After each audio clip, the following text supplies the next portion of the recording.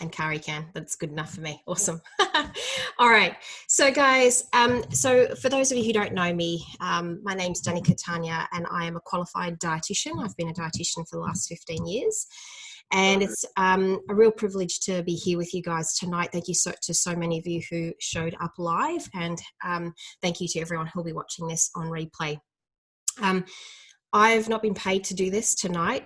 I'm doing this out of my own free time. I've put a lot of thought into and effort into presenting the facts to you because it's been something that I've been watching myself over the last couple of years as the collagen science has exploded. I think you might, and you probably agree with me just from what you might have been seeing. What I'd really like to share with you guys tonight is this is not about, this is better or this is, not, that's not what this is about tonight. Tonight's really about having a look at why we need collagen, but also giving you a bit of a checklist. So if collagen is something that you are interested in using or think you've been thinking about and not really sure where it fits or why, tonight we'll give you a really handy checklist to whichever collagen supplement you choose to use that you can kind of tick the box and think, okay, I've done that, it's got that. All right, so let's have a look. Let's move across to the next slide. So why do we need collagen? Well, collagen is the most abundant protein in our body, and it helps to build just about everything from our bones to our skin. And obviously there's been a lot of focus on skin health with collagen, and we'll talk a little bit more about that tonight. It's an essential component of our connective tissue. So basically it provides strength, structure and resilience basically throughout our whole body. It also creates think about it a bit like the glue that holds all of our tissues and all of our cells in place. And we naturally produce our own collagen every day, but as we get older, our production gradually declines. So over time on the outside, it might be the appearance of your skin that starts to show the effects of not having enough collagen. And on the inside, it can show up as things like having poor joint health or just impacting your comfort and your mobility. And apart from the natural effects of obviously the years ticking on, certain things have been shown to accelerate our loss of collagen. So things like sun exposure, so exposure to UV light, can really damage the network of collagen fibers in the deep layers of our skin, and obviously that was what leads to some of the visible signs of aging. And then we've got the exposure to environmental toxins, which can also accelerate the damage to collagen fibers. So it's things like cigarette smoke, an unhealthy diet. All of those things can affect our collagen formation in our body. All right. So I think might be about good night. Bye. So research. Good night. Nothing like life. So research suggests that collagen peptides provide important building blocks when it comes to our skin health primarily, right? Our bone health and our joint health. So obviously guys, for those of you who've listened to me before, that I'm really passionate about the science, and that's what I want to share with you tonight. So we know that there's a number of studies that have shown that consumption of collagen peptides, and I'm going to come back to talk about why that's important, but collagen peptides support skin health, with the results showing that you've got better skin hydration, better elasticity of the skin, and they also show that collagen peptides can actually help with the deep layers of the skin. This is obviously like, taking a collagen supplement, because my husband pulled me up. My husband pulled me up the other day, and just before I jumped on, he's like, talking about collagen. He's like, I thought you weren't into that. And I was like, I'm into taking it as a supplement. I'm not into, this, but this is me. But talking about bone health, so looking at the evidence on bone health, right? So we know that collagen peptides may be able to help provide nutritional support for maintaining bone density and strength. And when it comes to joint health, there's numerous studies that are now coming out suggesting that collagen is really beneficial for joint health. And there was one particular study that I'm thinking about, where there was a placebo-controlled study, so really well-executed study, and they did it in amongst athletes, and they took 5 grams. We'll talk about dosage. 5 grams of collagen peptides for 12 weeks, and they had a marked improvement in joint comfort, range of motion, and obviously the range and flexibility, if you like. So just a note on the form of collagen. And sorry, guys, if I talk really fast, I'm just going to rein it in. I've got a lot to share with you in a short amount of time. But just in terms of, you'll hear things like hydrolyzed collagen and collagen peptides. I want to explain what those are.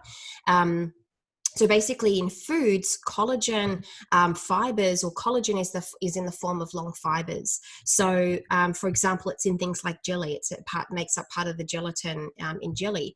Now you can go and eat lots of jelly, but it's in really long fibers, and it's actually quite hard for us to digest.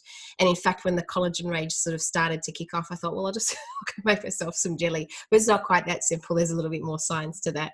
Hydrolyzed collagen is also referred to as collagen peptide. So you'll hear those two terms or two words interchangeably.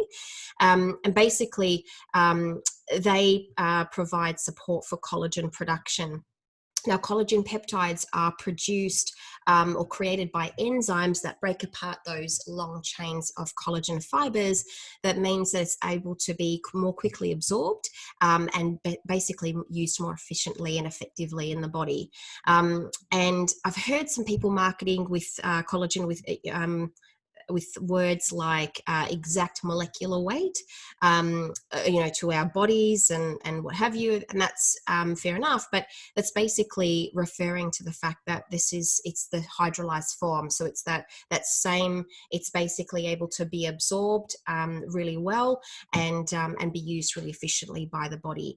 And I'm going to read a little quote here that I pulled from one study that looked at, it was explaining basically the molecular weight concept. And it said, hydrolyzed marine collagen, this was in relation to marine collagen, proteins produce low molecular weight substances with enhanced bioavailability and function. So we're going to talk a little bit about the different types of collagen coming up. But what I want to do first is give you an overview of what we're talking about tonight. So here's the checklist, okay? So there's 5 things that we need to think about. So obviously I've just explained why we need collagen.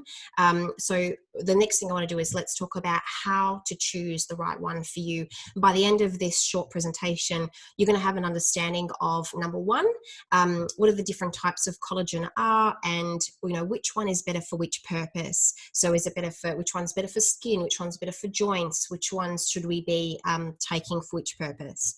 Number 2, how much should I take? All right, does it provide a clinically effective dose? We're going to cover off on what that looks like and why that is the case. Number 3, we need to look at what's it packaged in. Does the packaging protect from oxidation? All right, these are some things that we want to think about. Number 4, what else is in it? And does collagen need to be paired with anything else to be more effective? And number 5 is it environmentally and ethically responsible? Is it sourced with that concept in mind? So guys, I can see a couple of comments coming through the chat, but I'm just going to power through this, and then I'll take some time at the end to see if I've addressed all your questions. So let's have a look first up at the collagen types, okay? So we're going to look at, so there's basically 4 types of collagen. There's type 1. Now, type 1 is the most predominant collagen in our body, and it's the major structural component in our skin, bone, tendons, and connective tissue, okay? Type 2, and I'm going to explain where they come from in the next slide, so hold your thoughts on that. So type 2 is mainly found in cartilage, and it serves mostly for cushioning in joints, which is why you get better joint comfort from type 2 type proteins, or type 2 collagen, sorry. Type 3 is particularly important in providing elasticity, and this is the type of collagen that tends to be found in the deep layers of the skin, in our blood vessels as well, and many other tissues. And type 4, it's found throughout the body in structures that create a direct connection between cells and tissues. Okay, so it's more like an interstitial type of a fiber. All right, so let's talk a little bit about where they come from, and I'm going to talk sort of through a couple of pros and cons. Hopefully you guys can see that okay. So let's look at marine collagen first. So marine collagen is viewed as the most superior source of collagen for increasing the body's overall type 1 collagen, okay? So that's going to see us, with improved hair, skin, nail, bone quality, and we've definitely seen that in well-executed studies. It's thought to be absorbed around 1.5 times more effectively than other sources of collagens, and it also contains the same type of collagen that's actually found in skin, which makes it the best form to support your skin and improve its appearance. Okay, so type 1, predominantly in marine collagen. Now, the cons of marine collagen, number one is it tends to be the most expensive form of collagen because it's the highest quality, and it's also not suitable, unfortunately, for those of us who've got fish allergies. It's not suitable for those of us who suffer from that. Looking on to bovine porcine, so either from beef or from pork sources. So the pros are that both sources are more readily accessible, and they're often a cheaper alternative to marine collagen. Both bovine and porcine collagen contain type 3 collagen. That's the best one for when we're talking about muscle fibers and organs. And bovine also does contain type 1 collagen for hair, skin, and nails. And bovine also does provide some of the type 2 collagen for joint health. And that's why you'll find, not that I haven't got a picture of it here, but that's why you'll find that it's bovine collagen that's in our bone broth, right? So and that's so that kind of covers us across type 1, 2, and 3 types of collagen. The cons with bovine and porcine collagen is that they aren't as efficient as marine collagen, and they should be sourced from free-range cows and pigs that aren't treated with hormones, which does tend to raise the price as a result.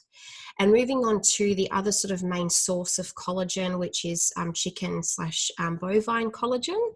So the pros are that unlike other collagen sources, chicken collagen is said to be the most effective for supporting cartilage in the body, and it's also reported to reduce pain associated with arthritis and things like that. So the cons are that while it does support joints and cartilage, it's not known for its skin health or reducing the visible signs of aging. So each source of collagen, I feel, has its place when it comes to supplements, but marine collagen definitely gets my vote when it comes to fast and effective absorption and also visible effects on our skin health. So hopefully this is making sense. Now, the next thing that I want to talk about is consideration number 2, and does it provide a clinically effective dose? So if we take a closer look at the science, now this is a really big one, right? Because for me, this is where I start from. This is where I come from. For me, the science, it's got to be there before I talk about it.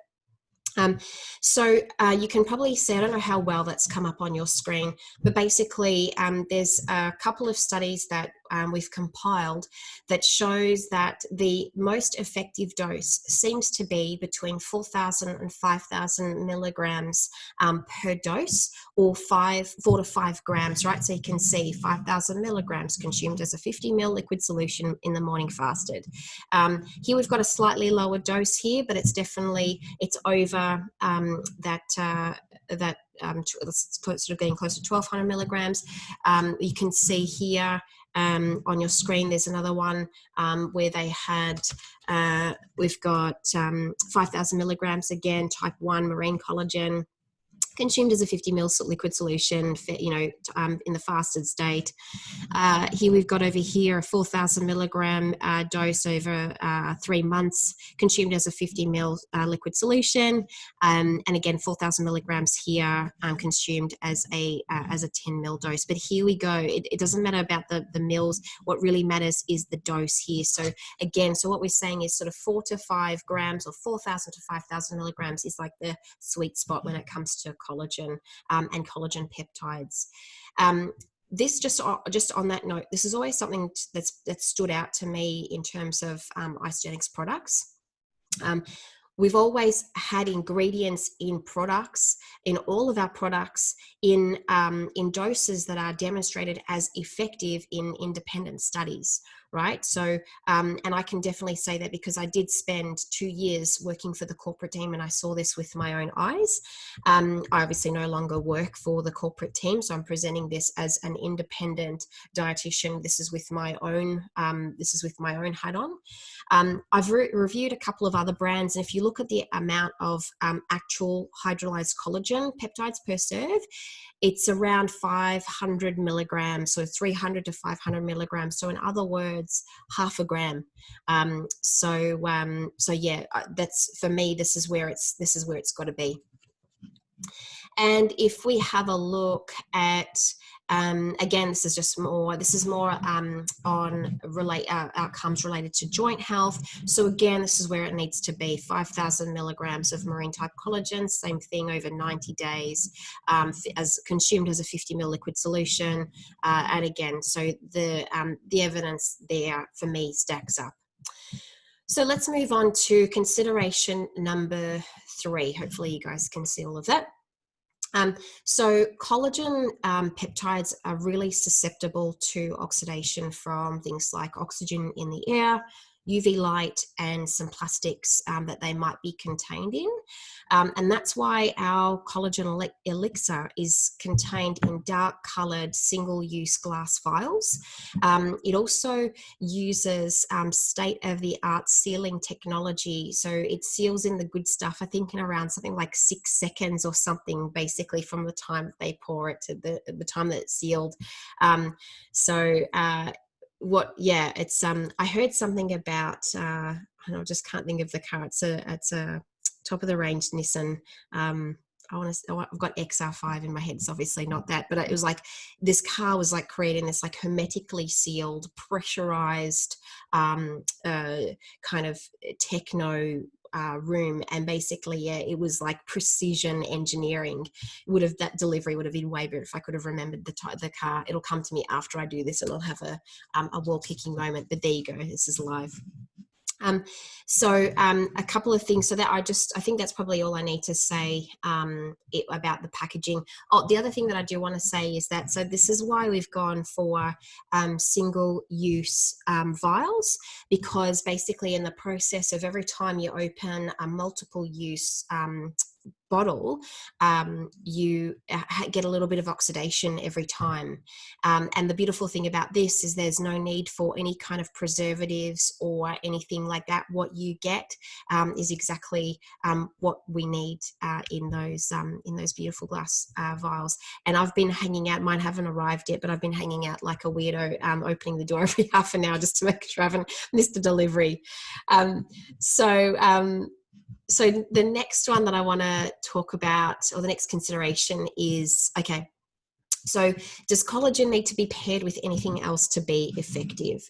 So let's look at the first couple of ingredients that I want to cover are hyaluronic acid, or HA, in what you can see on your screen, and chondroitin sulfate.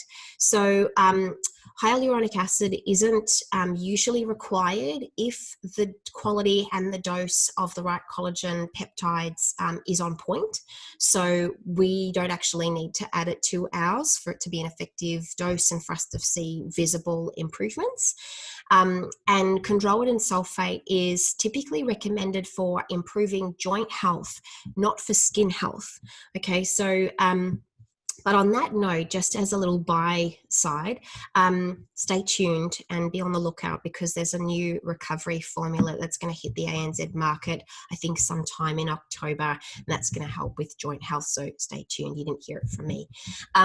So if we have a look at, this study that I've just popped up here, basically just it's one example of the fact that if you have the right dose and the right type of collagen peptides, that you don't need any other supporting ingredients for that supplement to be effective.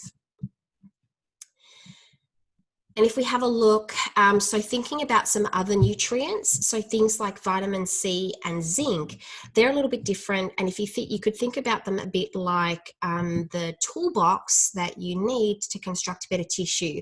So if you like, collagen is kind of a bit like having the frame of a house delivered to assemble it, but you've got no tools to actually put it together. So that's the role of things like vitamin C, zinc, and biotin. You'll see that as well in the collagen elixir. And just a note on the double Nutri technology. Basically, you might see that being talked about.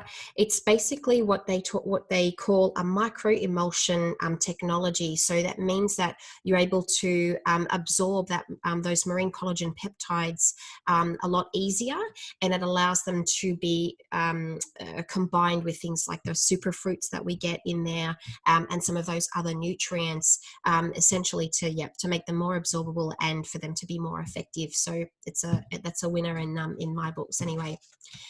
So consideration number 5, we are coming to the end of this, guys, so thanks for hanging with me. Hope this has been really useful so far. I'm going to go back and check the comments in a second. So the consideration number 5 is it environmentally and ethically sourced? So our marine collagen in the collagen elixir is sourced from wild-caught Atlantic cod, pollock, and haddock, following really strict guidelines when it comes to protecting the marine biodiversity in Scandinavian waters. Marine collagen is the best upcycle story for me anyway, because it's extracted from what would otherwise be a waste product of the fishing industry. I can definitely speak from our own, the Isagenix collagen elixir. It's definitely, it's something that is produced in a carbon neutral facility. There's a 6-word way to describe that, but it's essentially a carbon neutral facility with our environment top of mind. And just thinking about the packaging as well, because obviously what's in it is important, and what it's contained in, it's definitely been something that's of course on most of our radars at the moment. And glass can be recycled infinitely, and it doesn't contain some of the potentially harmful chemicals that some plastics contain. It also is relatively low cost to produce, and it's made from sand, so it's kind of like a low impact type of a packaging, whereas plastics can have the creation of new plastics have a huge impact on carbon emissions. And I think there's something like glass can be recycled or they are recycled something like over 6 times more than we can recycle plastic. So anyway, if you're concerned about them being single use or in glass, I want you to put your mind at ease, because you can definitely feel comfortable having your collagen shot and knowing that we've made the right decisions, or the company's made the right decisions from a sustainability point of view and an environmental point of view as well. So one of the last things I want to say here is there's just a couple of other claims that I've been hearing about, and I just kind of want to lay the line on those as well. So number one is I've seen a couple of people and marketers talking about the weight loss effects of collagen, and I'm not sure where this came from, because there's actually no clinical evidence yet to support direct claims. So you have a look on PubMed, which is where all of our science articles are published, and there's nothing that I can find on collagen's direct impact on weight loss. Now, potentially, there was one article that suggested that because collagen makes up something like 1 to up to 10% of our muscle fiber makeup, and as in connective tissue, that potentially in the case where you've lost a lot of muscle tissue, it may help you to regain or to construct some of that muscle tissue. But of course, for those of you who know that there are two more important things when it comes to muscle. That is actually doing the right kind of training, and also supplementing with better kinds of protein, like undenatured whey protein and casein protein, for that matter, for muscle building. So anyway, so that's just what I wanted to say about collagen. I'm going to leave I guess for me, the jury's still out on that. It still needs some further investigation, and we'll know more, I think, over the coming years. But for now, there's no clinical evidence to support its use, only anecdotal evidence. The same goes for gut health, actually. So there's actually no clinical evidence at this point to support direct claims when it comes to collagen on gut health. Now, there's been lots of anecdotal evidence where some people are suggesting that it may help with improving leaky gut, or that intestinal permeability, that it definitely needs further investigation. I will admit that leaky gut is something that a couple of years ago was something that dietitians were kind of like, no, leaky gut. And now there's science that's like, actually, no, there is intestinal permeability, and it was just, we weren't talking the same language. It may be the same here, but for this purpose, there's definitely no studies at this point that I know of, or that I'm aware of, that have shown that collagen is in fact good for gut health. There's way more things you can do for gut health, but that's another conversation entirely. The last thing I want to address here is heavy metal concerns in marine collagen. So there's been several studies that have demonstrated the safety from marine sourced collagen, and we do take additional precautions by BAT testing and screening for the presence of all heavy metals, and very, very diligently. And that's not just on our marine collagen, that's across all of our products. It's been something that we've always done. I say we because, I've recommended Isogenics products for coming up to 8 years now. So it's been a little while. One last thought, guys, before I let you go. I hope this has been really useful. But for me, collagen is like the sprinkles on the icing on the cake. If the rest of your nutrition is missing key ingredients, no amount of collagen or no amount of sprinkles is going to fix the cake. So what I really want to share, think about all of the things that we have, that a lot of us have been utilizing. And for those of you who are new to this, something to think about as well. Collagen is definitely important for our skin health and for our appearance, but without sounding tacky here or corny, like beauty starts from the inside and it radiates outwards, right? So things like intermittent fasting, nutritionally supported intermittent fasting with the right botanicals, with the right antioxidants, can really help to stimulate that cellular renewal process, right? We've got lots of documented studies showing that. We've got access to adaptogens like burdock in Cleanse for Life, which are known for their impact on liver health. And when your liver's good, your skin shows. And I've definitely seen the impact of other quality proteins, like we talked about, undenatured whey being a really key part of making sure that the rest of your body has the right kind of protein. Because guess what? The saying is true. What you eat becomes you, right? You are what you eat. If you eat poor quality proteins, you have quality protein in your body. If you have good quality proteins, you'll be made of good quality protein. So I'm just going to stop my screen there and come back to you all. I hope that's been really that's been interesting. I'm just going to come across to the chat box. Could see some things coming in. Awesome, guys. Wow, there's lots of comments. I'm not sure if I'm going to get through them all. I might just stop the recording there